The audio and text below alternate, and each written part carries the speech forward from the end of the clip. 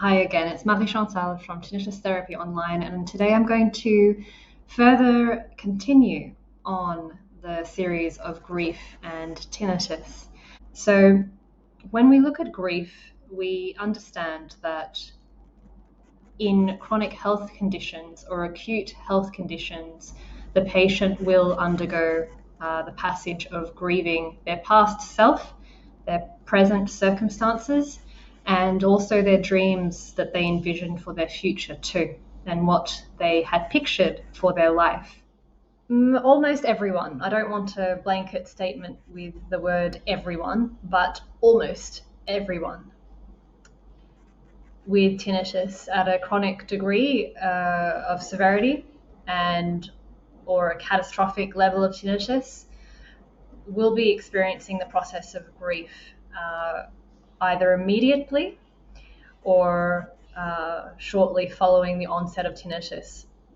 So what that means, just to recap, is that they are not necessarily grieving the physical death of anything in their lives, but they are grieving their past self, their present self and circumstances, and their future self of what they envisioned for their lives and how they view themselves currently, what they miss of themselves in the past, and what they think they will potentially achieve or who they will be in the future, because all of that will suddenly change and shift and be something that has a giant question mark over it when they have tinnitus.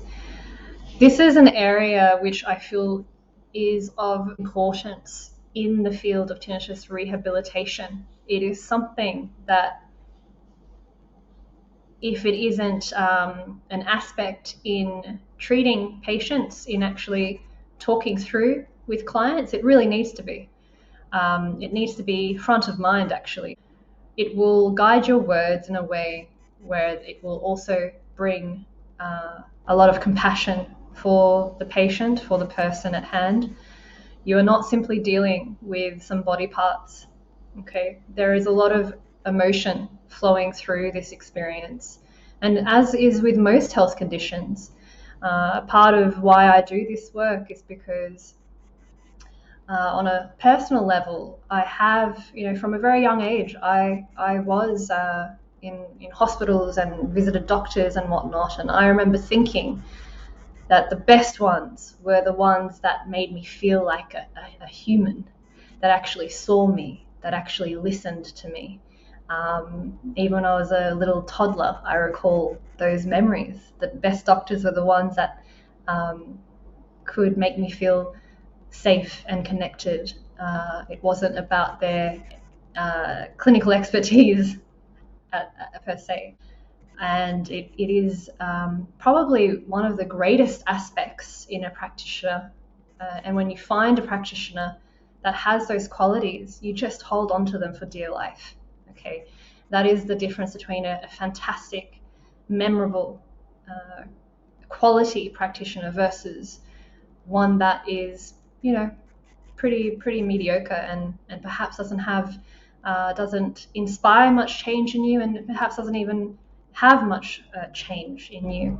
When we're dealing with health issues and health changes, it's very, very crucial that we take into account that we're dealing with a real life, with real dreams, and that has a ripple effect on the surrounding loved ones and people in that patient's life too.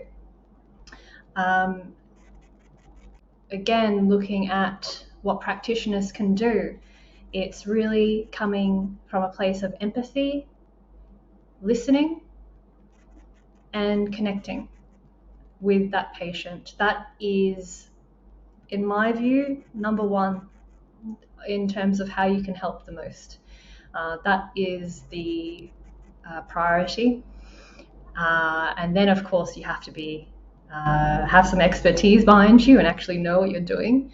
But for the practitioners that I've experienced in my own life, and also from what I hear from patients of mine and in the tinnitus space overall, the practitioners that behave like robots, as though the person at hand or the patient in front of them is a number, is simply part of a factory lineup, they're the worst practitioners. Okay, no matter how many degrees they have, no matter how many,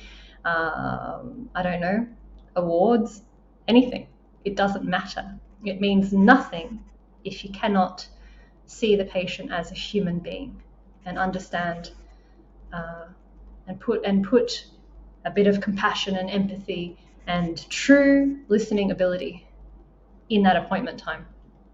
All right. From my experience, tinnitus rehabilitation requires that even more so than a regular audiology appointment, than a regular pure clinical diagnostic appointment. Tinnitus rehabilitation is largely about understanding the psychology throughout the patient journey. Okay, and without that, you're really going to have a difficult time at seeing outcomes in your patient, and a really difficult time at truly understanding the nature of tinnitus too. And that psychology is a huge part of this space. Okay, and a huge part of rehabilitation. And without that understanding, you will get nowhere. And again, if we look at the concept or the mechanism of grief, it is really, we have different parts of ourselves, different roles that we play, different things that we are attached to. And that all matters when we're looking at tinnitus rehabilitation. What does this mean? What has tinnitus impacted?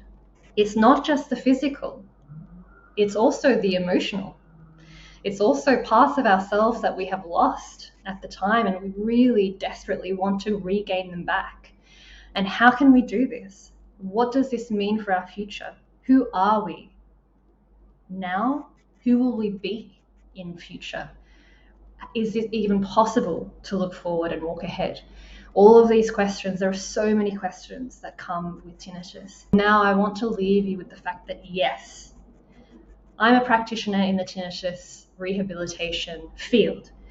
I am telling you very directly, without the sugar, without the frills, without anything on top, that it is possible to rehabilitate from tinnitus.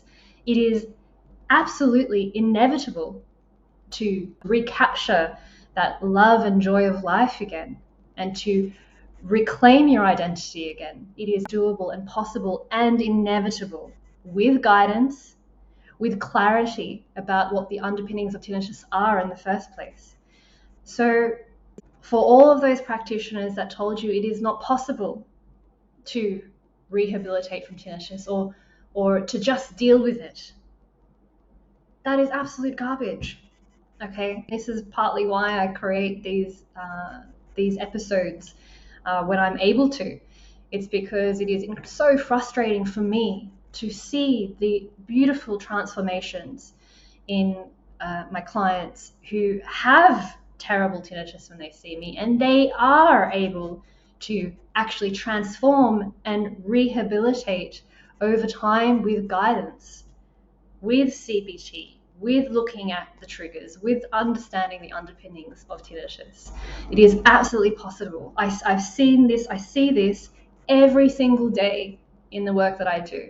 And it is imperative that you understand that this is not a write-off. This does not mean that your life is done. This does not mean that the road stops here for you.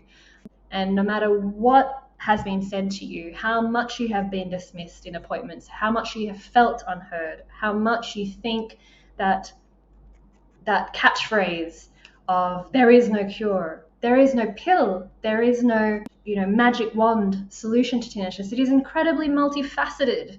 Every patient is different. So that in itself, you must look at different aspects for every single person.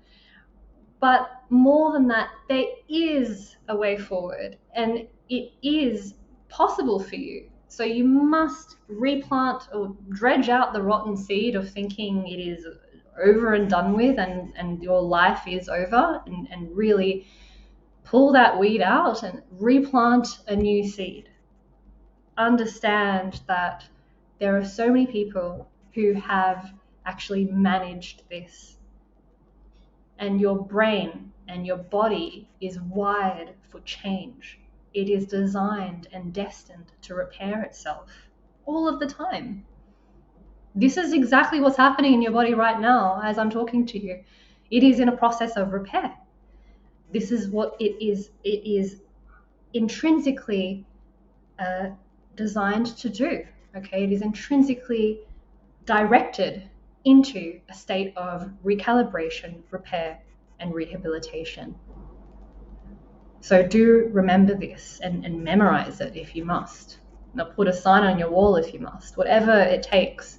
But I'm here telling you very directly that tinnitus, you can actually walk through this with guidance, usually with guidance, okay? Let's be very clear here. What I'm saying is that we have measurable means and clinical means in which to rehabilitate you. So do not ever for an instant think that this is a full stop for you.